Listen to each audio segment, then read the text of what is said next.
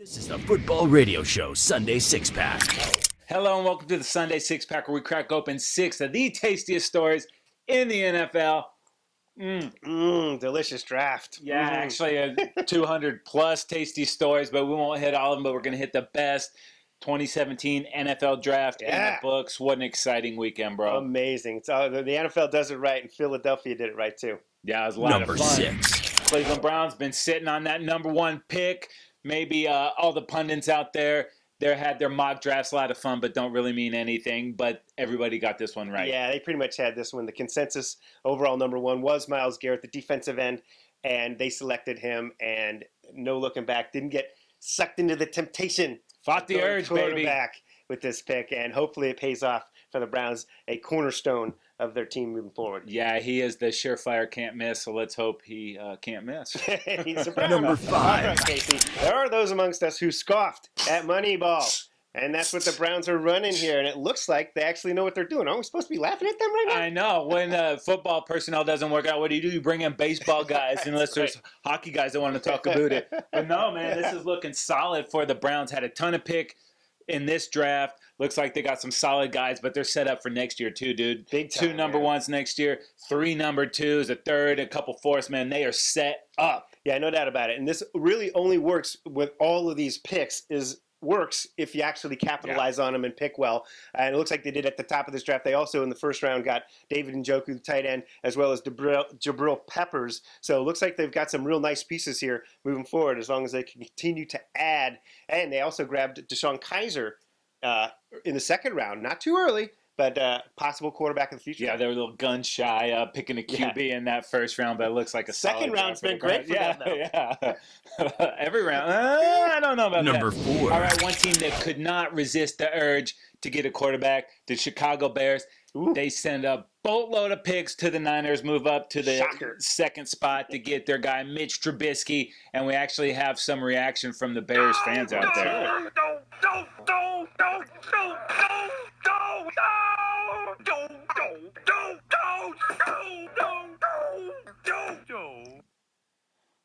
Wow. Okay. All righty then. Very enthusiastic group. Yeah, there's 1 of 3 quarterbacks that go in the first round, Trubs. Right. Yeah, no doubt about it. Trubisky, obviously the guy the Bears eyeballed, but we'll see how that pans out. And that was a running theme, dude. You had to pay to move up to get a quarterback in this draft. They weren't the only guys that did that. They gave up a lot, and so did the Kansas City Chiefs, moving up 17 spots to get their guy, Patrick Mahomes. Alex Smith's big like, arm. I was your guy. Yeah, You were. They didn't get somebody to help him. Not right now. They got the guy of the future there. Very expensive, like you mentioned, man. And then the Texans move up to get Deshaun Watson, bro. And I saw this guy, man. If you look at the Bama film from the national championship, 56 attempts, 0 interceptions, 3 TDs, over 400 yards. This guy plays the best in big games, but, man, it's going to be a steep learning curve for him. Yeah, no doubt. That O'Brien offense, the playbook is huge, and he's not going to look to the sidelines for a card to tell him what to do, is he? And how about Mr. Irrelevant, dude? This guy is usually someone nobody knows. Bloodline, a theme in this year's draft. Chad Kelly, nephew of Hall of Fame quarterback Jim Kelly. Elway ripped off the feedback and put up the call. He's like, give me two hooves if this guy's good and drafted. They drafted him, had the wrist injury around his pro day and a little off the field stuff, but if he cleans that up, I think this guy's going to be a quarterback in the league for a while. Yeah, no doubt about it. The potential is there as long as he can keep it clean and keep himself focused on football, right? Football guru. Number 3. All right, Casey, man, all these quarterbacks going.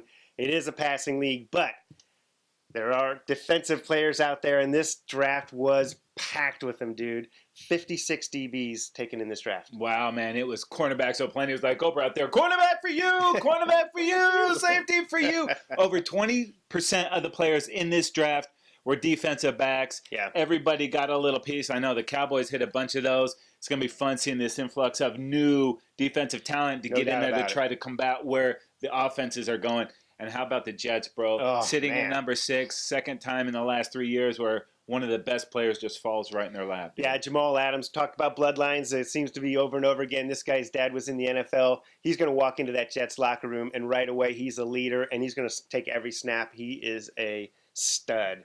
Fun to watch. At least there is one bright spot for the Jets in the 2017 season. Jets. Jets. Surely you jest. Number 2. All right, Dave. Speaking of rookies, rookie GM John Lynch, dude, fresh off the Hall of Fame career on the field. Looks like he's trying to get a Hall of Fame career off the field too, dude. Comes in, Niners sitting at 2, have a ton of needs to fill.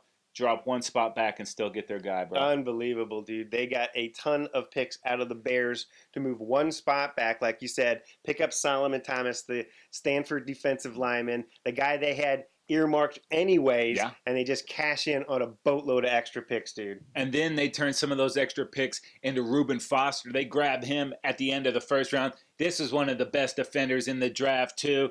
You know he's got a chip on his shoulder now. Looks like Lynch is building something the right way in San Francisco. Yeah, and in the third round, they grabbed C.J. Beathard. Bloodline!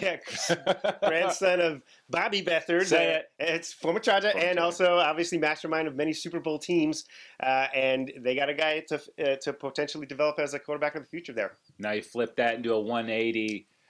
Doug Whaley in Buffalo. He was relieved of his GM services just after the draft. Yeah, unable to put together a team to compete with the Patriots, and that spelled his. Seems to be going around, dude. A lot of guys might be getting fired here if we're not careful, but very uncomfortable draft room, I'm sure, for the Bills. Yeah, that must have been awkward, but it's clear McDermott is the dude running. Number 1. Yeah, no question about it. All right, Casey. It has been a trend over the last couple of seasons, coming back to the running back a little bit here high. This year, 2 running backs in the top 10. Yeah, one of the other picks, all the pundits got right, Leonard Fournette going to the Jags, but a perfect fit for these guys. This guy was beasting in college, man, at a huge LSU program. He's going to fit needs for these guys right away. Hopefully that worked out some of the things Bortles needs to do, but that guy is a stud. Yeah, and then the Panthers, who might have taken Fournette, settled for Christian McCaffrey, and this guy's electric, dude. Yeah, the East Coast probably doesn't get to watch a lot of what he does. They're in bed by the time the Pac-12 10 o'clock plays. kickoff, right? But this guy is amazing, a great receiver out of the backfield, contributes on special teams if you want to put him out there, kickoffs and punt returns. Just an exciting player to watch. He's going to change the way they do business there offensively for the Panthers. It's going to be fun to watch that guy play. And then you had a couple really talented guys slip into the second round. You had Cook and Mixon had some off the field stuff that dropped them, cost them a little bit of money, but bigger than that, hopefully these guys can sort out what was kind of holding them back, get their lives together, and be contributors. Because on the field, man, these guys are no doubt they're first-round talents on the field, right up there with the other 2 backs taken at the top of this draft. These guys on the field, as long as they can keep it clean, they're going to be huge contributors and very fun to watch. And then, shockingly, dude, only 2 offensive linemen in the first round go. Yeah, I mean, I guess building a team around an offensive line, it's a thing of the past, baby. At least it turned out in this draft that there weren't enough great offensive linemen to be to merit first-round grades. Only 2 taken in the first round. It was the Broncos getting their guy as well as the Saints. And then my Chargers early in the second round, arguably the best offensive lineman, Forrest Lamp, goes to the Chargers late. Run, Forrest, run! Round 2017 draft in the books, dude. Yep. So much fun to watch, dude. I never get tired of seeing the guys actualize their dreams, celebrate with their families and loved ones. The excitement, man, the tears. It's so awesome, dude. And with the trading of the compensatory picks option available Good job, this year, NFL. Yeah, that opened up the trading. More trades, a record number of trades in this draft. And who doesn't love it when the word trade comes up, man? What are they going for? So Who are they exciting. going to get? Oh, man. And then Philly did a great job hosting the draft. They're big Goodell fans. But I got to shout out to my number 88, the OG, Drew Pearson, letting those Eagle fans know what time it was. One of the highlights of the draft, man. This thing was so much fun. It'll be settled on the field, Casey. That's right, baby. We want you. Come on. All right. That is going to do it for this episode of the Sunday Six Pack. He's Dave. I'm Casey. We're the Football Radio Show, and we are out of here.